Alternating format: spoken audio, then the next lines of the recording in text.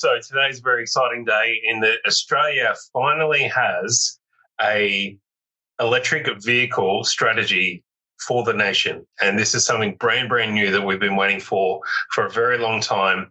The states have kind of gone their own way so far to date, but now by I guess essentially the Labor Party commanding power in most states and territories across the nation, they're now in a position to drive this policy forward. And that is good news ultimately for those people who are looking forward to electric vehicles and the lower operating costs that comes with it. But if you consider the parts of the plan, the parts of the strategy that are really going to help EVs in the country, there's sort of a few key areas. And one of those is the availability of vehicle models and at lower prices obviously will help dramatically the adoption of EVs in Australia. So that's a real call out for automakers that have traditionally shipped vehicles of any variety, many of them being ICE vehicles into Australia, that those days are really going to be numbered, and a key part of the strategy to progress that direction towards electric vehicles and more EVs being offered in the country is really to specify what they're calling fuel efficiency standards. So in another way, it's a rebrand of emission standards. And that means that if your fuel efficiency isn't of a certain level, then you are likely to either not be able to drive that on Australian roads or be effectively charged quite substantially to do that. So I guess what we've seen today that has been controversial is in Victoria, I'm in Victoria, we have a EV tax, we like to call it, but ultimately it's a driving per kilometre charge rather than what we've had traditionally, which is the tax on fuel. And so when you go and refuel your vehicle, the government gets a cut of that and they invest those dollars supposedly in road maintenance, but there's no direct correlation to that. It basically goes to the government funds, and then part of the government expenditure is road maintenance. So that loosely, that's the way it's been explained as to why we have an EV tax. Effectively, what we need to do as the fleet becomes less ICE vehicles and more EVs is to have more of that income be made up of this fuel emissions. So we'll transition from the EV tax to, I think, across the fleet, we're just going to get charged per kilometre that we drive. And so the way that works with the EVs at the moment is effectively you have to log your odometer, and when you pay your rego, you get an email ahead of that, and it says, go and give us your latest odometer. You upload a photo of that as evidence, and then they do a calculation and say, well, how far have you driven in the last 12 months since you last paid your rego? And then they calculate the amount you're going to pay. So based on the distance that you travel, that's sort of what we're paying at the moment with EVs. Now, I'm sure what will happen, and they're still deciding this, is when you go to pay your rego for your ICE vehicle, that will have a fuel efficiency tax in it. And so that means, we'll transition to this common structure for vehicles and the way we pay rego and pay for this road maintenance will just be common across whatever vehicle propulsion you're using, whether it's ICE or EVs, but my expectation is that the EV rate will be substantially lower to encourage the adoption of EVs. So if you've got a big, thirsty V8 that produces a lot of emissions, expect to pay a lot. If you've got a nice, clean EV that doesn't produce any emissions, but yes, you still use the roads, you can expect to pay a lot less. So that's a good initiative, but the detail is still to be worked out, and there'll be a lot of boxing matches around what that looks like.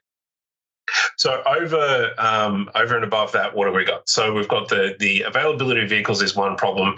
We've got the effectively the push-pull factor, or the carrot and stick of ICE to EV transition through pricing. And then we've also got effectively other techniques like the availability of EV chargers is certainly something that many people point to as reasons why they're concerned about their next vehicle being EVs.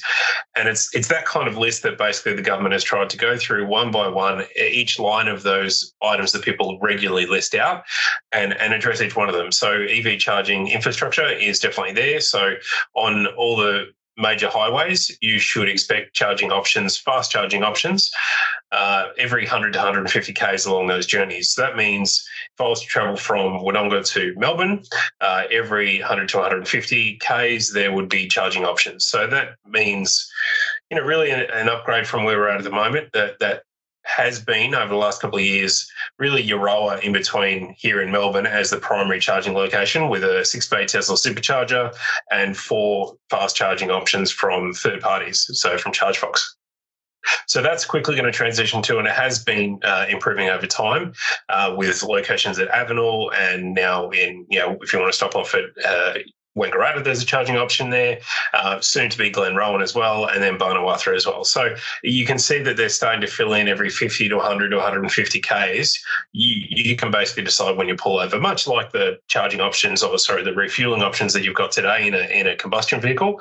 And the location of these are going to be, as you'd expect, near service stations, food outlets, bathrooms, that kind of thing. So, that will be a key checkbox to have, not just along the Hume, but along all of our major highways in Australia. So people can feel comfortable that when they get in the EV, that even if your EV doesn't have the battery to get you from your source to your destination, it will have the available charging options along the way. So there's some key areas that are in the policy. There is much, much more detail, which I'll continue to write articles about over the next week or so. There is an announcement post on techau.com.au right now, so I suggest you jump on and read through that. And we've got a link to the full PDF, which is dozens and dozens of pages long. So plenty of detail in there. There's not a lot of commitments or changes that will take place today, but what it is, a really good direction shift for Australia, and hopefully this will be communicated to the world. I'm certainly trying, is please, please, please bring your EVs to Australia. We want less ICE vehicles here. We want more EV options and certainly more available at lower price points. So that just means more people can consider it. If you've only ever bought in the $20,000 to $30,000 to $40,000 price range, the fact that there's great EVs at up to 100,000 is kind of not relevant to you, and you can't look at, or you wouldn't be looking at that as a potential future next vehicle. And the way this EV transition really happens is that we need every person who owns a vehicle, every family, to look at what's in the garage and go, I can now realistically see that when I make my future vehicle choices, EV is a viable option and sooner or later going to be the preferred option. So as those prices come down and we approach the price parity to EVs, to ICE vehicles, then EVs really start to be an incredible choice, because those who have done the maths of what the total overall cost of having that vehicle, the dramatically lower running costs of lower charging costs versus fueling costs, and then almost no servicing is hundreds, if not thousands of dollars you're going to save every year you own that vehicle.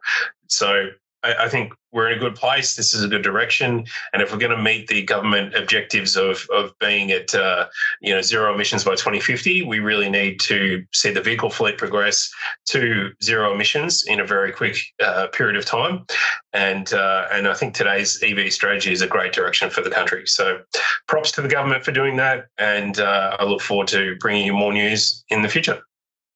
Bye, guys.